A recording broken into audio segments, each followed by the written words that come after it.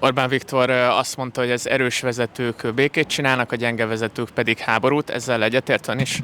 Igen, ez szerintem pontos. És ez azt jelenti, hogy akkor Vladimir Putyin egy gyenge vezető? Nem értem a logikáját. Orbán Balázs a Scrutonban vett részt egy beszélgetésen. Az esemény után megkérdeztük tőle, hogy mit gondol az elmúlt napok intenzív nemzetközi politikai történéseiről. Kint volt az amerikai konzervatív konferencián a CPAC-en, és mit szólt ahhoz, amikor Steve Bannon, Donald Trump volt tanácsadója, egy karlendítéssel fejezte be a beszédét?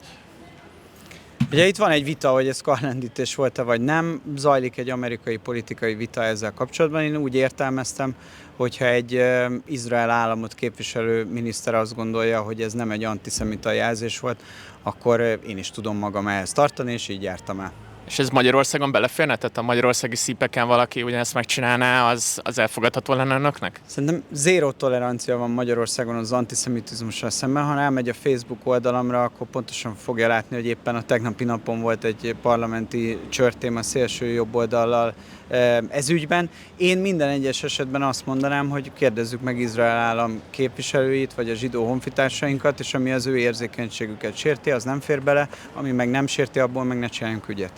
Orbán Viktor azt mondta, hogy az erős vezetők békét csinálnak, a gyenge vezetők pedig háborút. Ezzel egyetért ön is? Igen, ez szerintem pontos. És ez azt jelenti, hogy akkor Vladimir Putyin egy gyenge vezető? Nem értem a logikáját. Hát Vladimir Putyin háborút indított. Akkor ő nem gyenge vezető?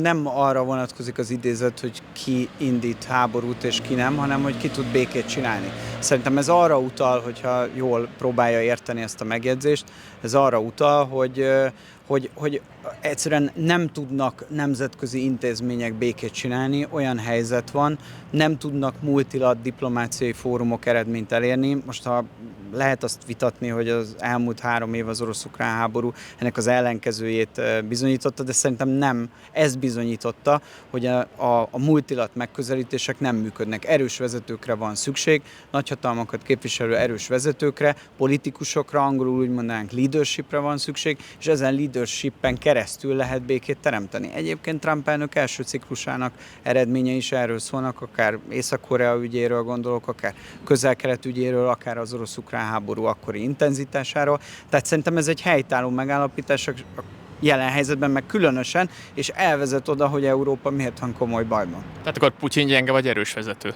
De bocsánat, ne haragudjon, értem a logikáját, de ez egy értelmezhetetlen kérdés. De ezt írta a miniszterelnök, hogy a gyenge vezetők háborút csinálnak. És Putyin háborút csinált. Igen, én ezt értem. Az a lényeg, hogy az erős vezetők tudnak békét kötni, amelyek erős országokat képviselnek saját nemzeti érdekeik alapján. Most végre van egy olyan helyzet, hogy van egy új amerikai megközelítés, és annak alapján lehet lehetőség arra, hogy egy másik stratégia mentén a nyugat elkezdjen dolgozni, és hogy le tudjuk zárni azt a teljesen értelmetlen orosz-ukrán konfliktus. Belemehetünk abba, hogy miért tört ki a háború. Ez egy teljesen másik kérdés. Abba is belemehetünk, egyébként fontos kérdés. Abba is belemehetünk, hogy kinek milyen felelőssége van abban. Erről hosszan lehet beszélgetni, nem kell eltagadni ennek a jelentőségét, de engem, mint magyar politikus jelen pillanatban, már bocsánat, hogy ezt mondom, nem ez érdekel. Engem az érdekel, hogy lehet békét csinálni, és azt látom, hogy az Amerikai Egyesült Államokban van egy erős vezető, akinek van egy komoly demokratikus legitimációja, mert ezzel kampányolva nyerte meg a választást, és ő egy új stratégiát fogadott el. És szerintem ezért a magyar megközelítés az, hogy adjunk ennek egy esélyt, és hogy támogassuk ezt az amerikai megközelítést. És mi ezt próbáljuk a diplomácia eszközeivel elősegíteni, hogy ne lehetetlenüljön el a békekötés felé vezető úton megtenni az első lépést. A miniszterelnök Ukrajna nevű területről, ön pedig Ukrajna nevű problémáról beszélt az elmúlt pár napban. Ez azt jelenti, hogy vitatják Ukrajna államiságát? Nem arról beszélünk, hogy hogyan kell lezárni ezt a konfliktust. Arról beszélünk, hogy mi fog történni velünk. Arról beszélünk, hogy most, hogy az Amerikai Egyesült Államok stratégiát váltott, minek kellene történnie. Arról beszélünk, hogy amikor békekötésről gondolkodik a világ, akkor milyen megközelítéseket érdemes alkalmazni.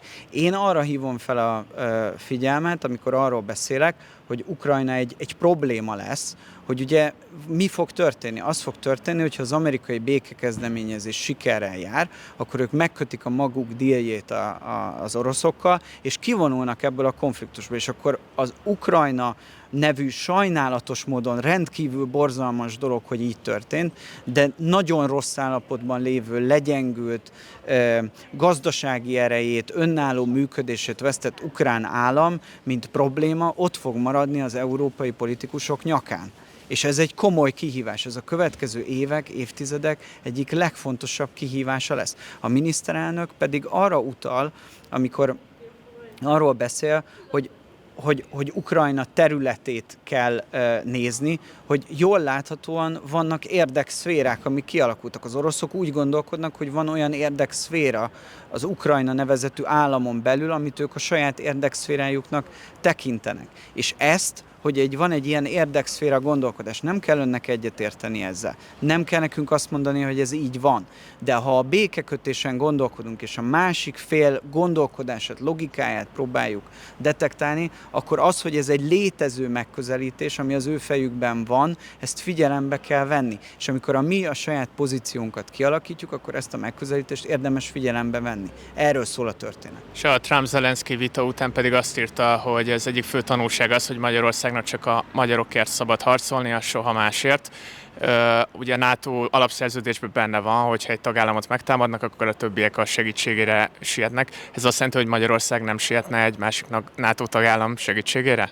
De most viccelünk egymással? Hát ezt írta, hogy soha másért. A NATO az egy védelmi szövetség, aminek az a lényege ebbe a védelmi szövetségbe. Azért lépünk be, mert ez egy kölcsönös garancia rendszer. Az a lényege, hogy kölcsönösen megvédjük egymást. Tehát, ha támadás éri Magyarországot, akkor mi nagyon örülünk annak, az elvárjuk szó az túl erős ebben a helyzetben, nagyon örülünk annak, és nagyon hálásak vagyunk, ha más NATO tagállamok jönnek és megvédenek minket. És ezért cserébe Magyarország érdekei mentén mi is megvédjük a többi NATO tagállamot. De egyébként az, hogy Magyarország a magyar nemzeti érdekek mentén alakítja ki társadalompolitikai, külpolitikai, biztonságpolitikai, katonai doktrináját, azt szerintem egy fontos alapvetés. A mostani európai politikának pont az a problémája, és erre reakció, vagy erre válasz az a statement, amit tettem, hogy nem a saját érdekei mentén határozza meg a saját politikáját,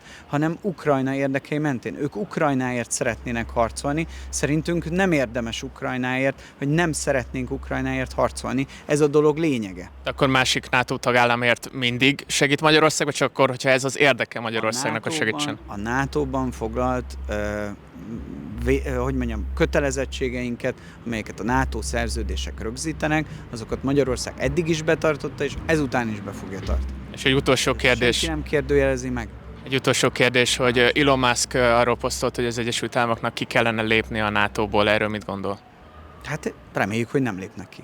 De ha esetleg kilép a NATO-ból az USA, akkor van a magyar kormánynak valamilyen alternatív terve erre az esetre? Hát ez egy csillagháborús megközelítés. Visszakérdezek, ön szerint létezik NATO az Amerikai Egyesült Államok nélkül? Hát nem én vagyok a miniszterelnök politikai igazgató. Igen, csak tehát, hogy nem támadólag kérdezek vissza, hanem szerintem megkérdőjelezhető, hogy létezik akkor onnantól kezdve NATO. Mi azt szeretnénk, ha az Amerikai Egyesült Államok maradna a NATO tagja. Ehhez az szükséges az ő megközelítésükben, hogy az európaiak járuljanak hozzá jobban a saját védelmükhöz. Mi ezt már magyarok 10 éve mondjuk, bőven az orosz-ukrán háború előtt is mondtuk. Orbán Viktor miniszterelnök többször felhívta arra a figyelmet, hogy muszáj egy európai védelmi lábat is növesztenünk, mert hogyha azt várjuk, hogy az amerikaiak garantálják csak is és kizárólag a mi biztonságunkat, akkor abból az fog következni, hogy elveszítjük önállóságunkat például külpolitikai kérdésekben, vagy kereskedelempolitikai kérdésekben. 10 évvel ezelőtt, amikor mi magyarok erről kezdtünk el beszélni, ezt egy egy Amerika ellenes és NATO ellenes pozíciónak minősítették többen. Ma már mindenki ezt vallja, ez tulajdonképpen a common sense-nek a része, tehát szerintem az, hogy Európa képes legyen a saját védelméről gondoskodni, a saját tagországainak védelméről, az kulcsfontosságú. És egyébként, ha az amerikaiakkal való együttműködést, katonapolitikai együttműködést fent tudjuk tartani, azt szerintem jó Európának és jó Magyarországnak, és mi abba az irányba fogunk dolgozni, hogy ez így legyen. Tehát lehet akkor NATO-n kívüli amerikai-magyar együttműködés is? Ezt most hogy olvasztotta ki abból? Hát, hogyha esetleg kilép az Egyesült Államok a NATO-ból, akkor tekintve a jó viszonyra Szerintem, de most ezt válasszuk külön ettől.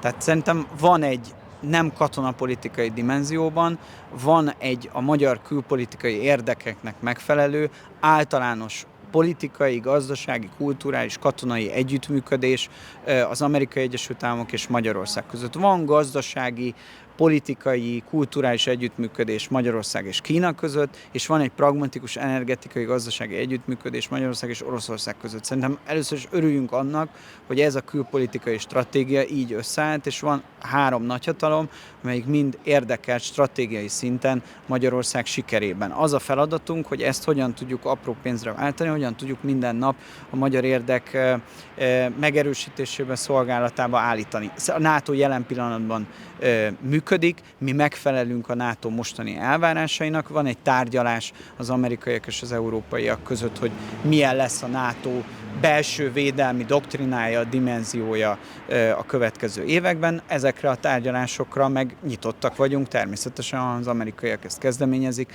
akkor az európaiak nem tudnak mit mondani, ezt le kell folytatni, és emellett van még egy feladatunk, ami független az Ukrajna nevezetű katonai kérdéstől, tehát hogy akar-e Európa fegyvert küldeni az ukrán-orosz háborúba, mert ott a magyar pozíció egyértelmű, mi nem akarunk oda fegyvert küldeni, de ettől függetlenül az, hogy Európa képes legyen saját védelmét garantálni, többet költsenek az országok, az európai intézményrendszerek segítsék, azt, hogy az európai országok többet költsenek védelemre, az európai banki, pénzügyi, egyéb tőkeinjekciós intézményrendszer támogassa ezeket a kérdéseket. Ez egy fontos ügy, és remélem, hogy a következő hetekben, hónapokban Európa ebben előre tud haladni.